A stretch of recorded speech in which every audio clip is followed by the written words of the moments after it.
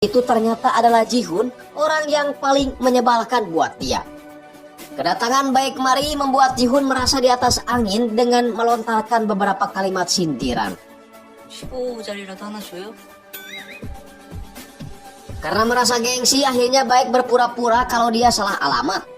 Namun ketika Baik hendak pergi, Baik ketinggalan surat lamarannya, sehingga Ji-hoon mengetahui kalau Baik ingin melamar sebagai pegawai percobaan. Karena malu, Baik mencoba merebut surat itu, namun dia malah terjatuh. Aduh, sakit sih enggak, cuman malunya itu. Mending suntik mati aja sekalian ya.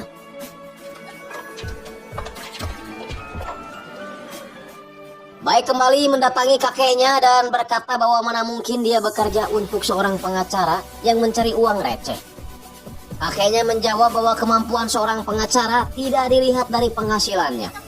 변호사한테 배우기 싫어요. 그런 변호사한테.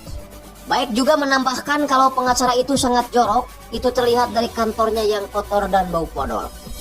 Tapi kakeknya mengingatkan bahwa itu hanya berjalan 2 bulan saja.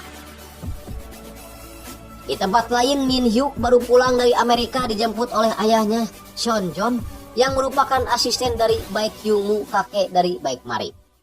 Min Hyuk mengutarakan bahwa dia berencana untuk melamar Baek dengan memberikan sebuah cincin yang seharga mobil angkot.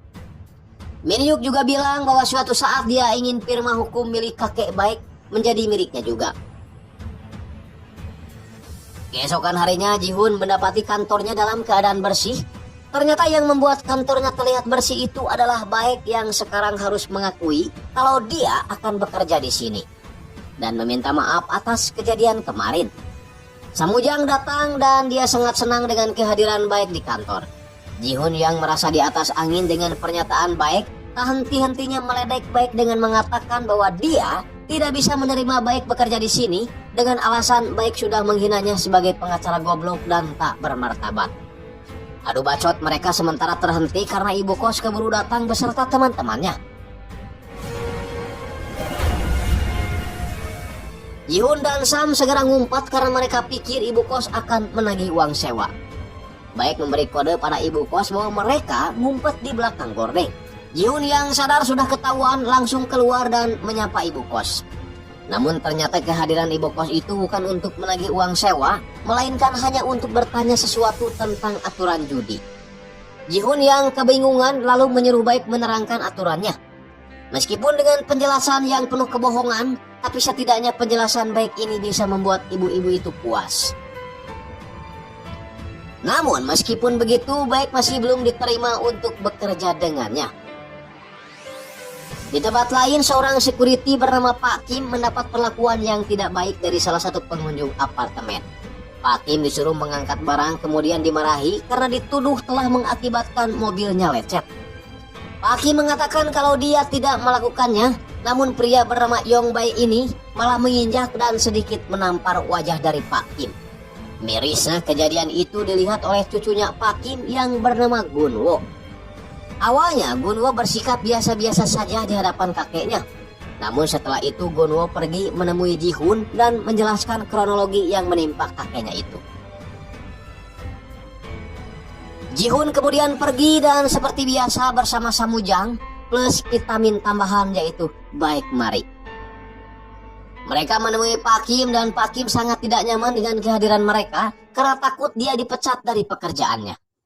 Tiba-tiba sebuah mobil datang yang bisa dibilang terlalu kencang untuk sebuah parkir. Gunwo memberitahu kalau dialah orang yang telah melecehkan kakeknya. Ji-hoon kemudian memfoto plat mobil itu dan akan mengunggahnya ke sosial medianya. Dikarenakan parkir yang melanggar hukum.